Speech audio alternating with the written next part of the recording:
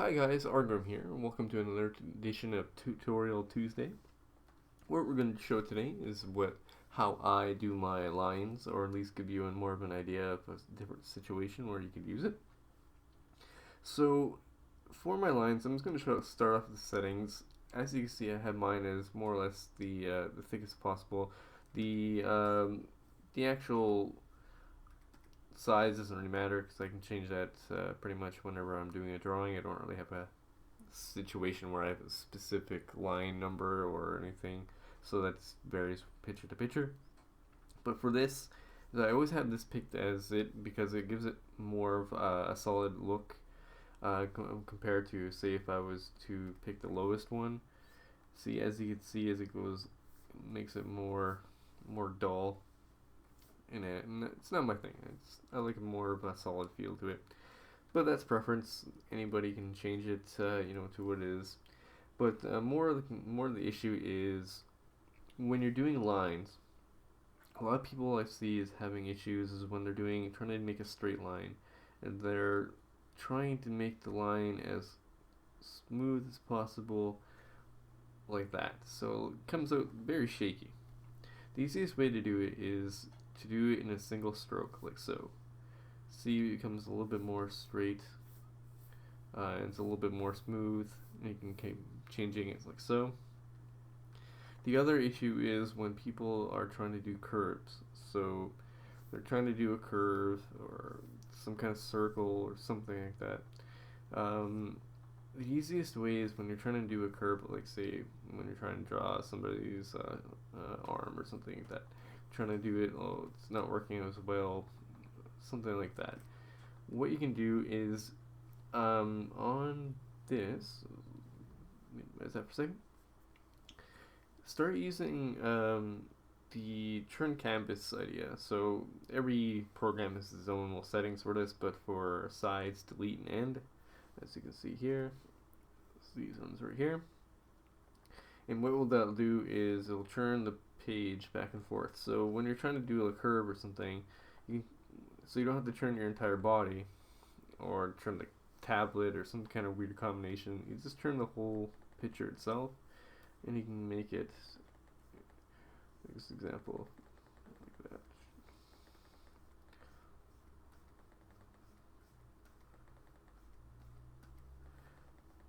Not perfect, but you get the general idea. It makes it a little bit easier when you're trying to do some drawings. Instead of trying to do something, you can move the picture back and forth and get a little bit more of a feel for how the drawing should be. And that also brings us to the next one is for when you're picking a size, it really depends on what picture you're doing. Like some people like really thin lines and then coloring top of it. Some people like the opposite, like the really thick lines. For myself, I kind of have the medium, or it's like general. I kind of go over it again and thicken it up as I go. When you're trying to do a line, let's say if you're trying to do something like this, well, you can always go back with your erase tool and to smooth it out to what percentage you want. So if you want thicker or you want thinner, so like this, like that.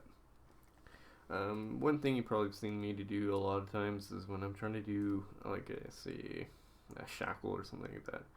I'll go like this, go like that, like that.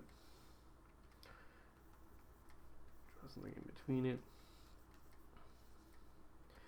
and then what I'll do is I'll erase the middle part, and I'll make it more so I don't have to draw two lines of the same parallel, and it makes it a little bit more faster and more smooth for when I'm trying to do something quick like that. Be like, okay, so now we're gonna go like this, like that.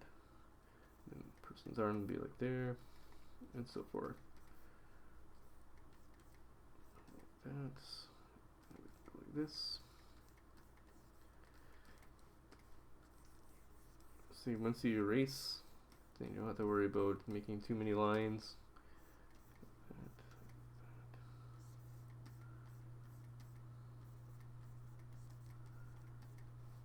It's really fast, but you get the general idea.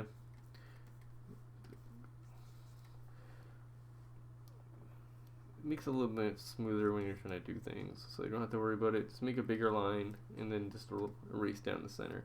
It also works for ropes too when you're trying to do like trying to do some ropes, trying to tie something up, like this, and just erase down the center, and this gives you a faster way of making lines.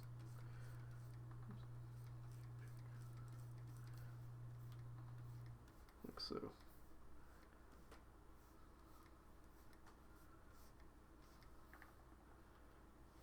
And you can get fancy and just go make it a rope.